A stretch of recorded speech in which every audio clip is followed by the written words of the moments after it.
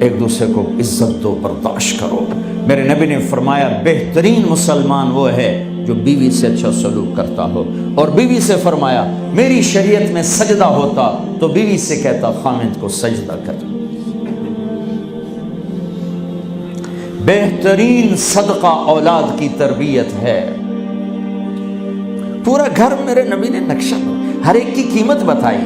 ماں تیرے قدموں تلے جنت، کاش میری ماں زندہ ہوتی، تم دیکھتے میں کیا کرتا، میں عشاء کی نماز کے مصلی پر ہوتا، میں سورۃ فاتحہ پڑھ رہا ہوتا، ادھر سے آواز آتی میری ماں کی محمد، تو میں نماز توڑ کے کہتا لبیک اماں جان۔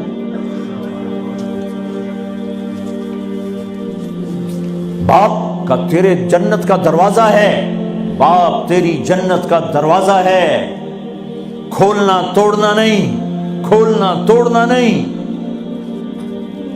توڑ دیا تو جنت میں نہ جا سکو گے۔ سب سے بہترین مسلمان جو بیوی سے اچھا سلوک کرے، سب سے بہترین عورت جو اپنے خامند کی منشا کو دیکھے۔ پھر آپ نے ایک عجب بات فرمائی جو معاشرے میں بہت بوجھ بنتا ہے جس کا، ہاں بھائی تمہیں ایسا صدقہ بتاؤں جس سے بڑھ کے کوئی صدقہ نہیں، تمہیں ایسا صدقہ بتاؤں جس سے بڑھ کے کوئی صدقہ نہیں۔ انہوں نے کہا جی کیا؟ کہا الابنۃ المردودہ، جس کی بیٹی کو طلاق ہو گئی یا بیوہ ہو گئی اور گھر واپس آ گئی ماں باپ کے، یا ماں باپ نہیں ہے تو بھائی ہیں، وہ ایک بوجھ بنتی ہے ماں باپ پر بھی، اور بھائی تو ویسے ہی باغی ہو جاتے ہیں۔ میرے نبی نے فرمایا اس بچی پہ خرچ کرنا کائنات کا سب سے افضل صدقہ ہے۔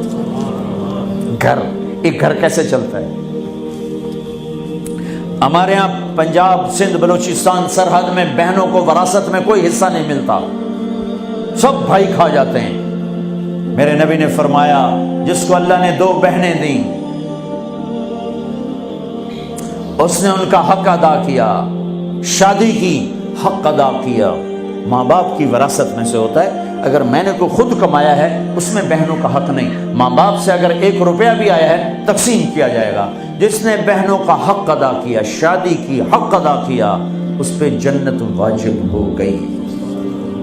جس کو اللہ نے 3 بیٹیاں دی، اس نے ان کی ڈولی اٹھائی، وہ جنت میں میرے ساتھ یوں ہوگا۔ ایک بولے اگر 2 ہوں، کہ جس نے 2 بیٹیوں کی شادی کی وہ بھی ایسے ہوگا۔ اللہ بھلا کرے۔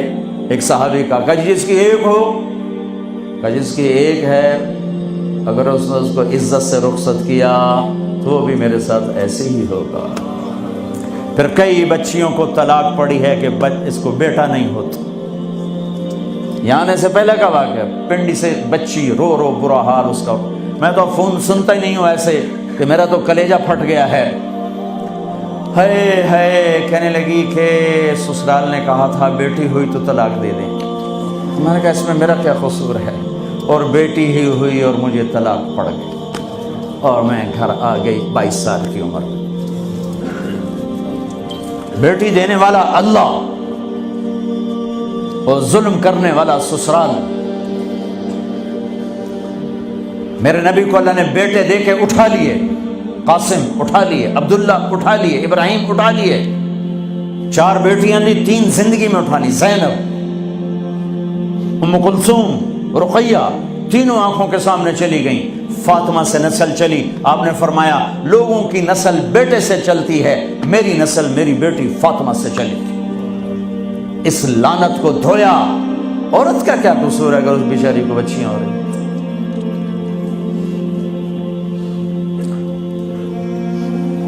جس نے اپنی بہنوں کو حق ادا کیا، جس نے بیٹیوں کو ڈولے میں بٹھایا، ان کا حق ادا کیا، کہ جنت میں یوں ہو جائے گا۔ بہنوں کو دینا اتنا ضروری ہے، حرام ہو جاتی ہے روٹی۔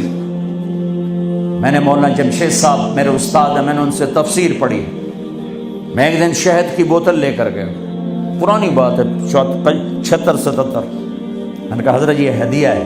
فرمایا کہاں سے لائے ہو؟ کہ میرے اپنے باپ کا ہے۔ فرمایا تیرے باپ نے اپنی بہنوں کو، تیرے باپ نے اپنی بہن یعنی میری پھوپھیوں کو، تیرے باپ نے اپنی بہنوں کو زمین میں سے حصہ دیا تھا؟ یہ سوال کیوں کیا؟ 10 روپے کی شہد کی بوتل تھی اس وقت، کہ اگر دیا تھا تو یہ میں لے لوں گا، اگر نہیں دیا تو پھر یہ حرام ہے، میں نہیں لوں گا، یہ مطلب تھا۔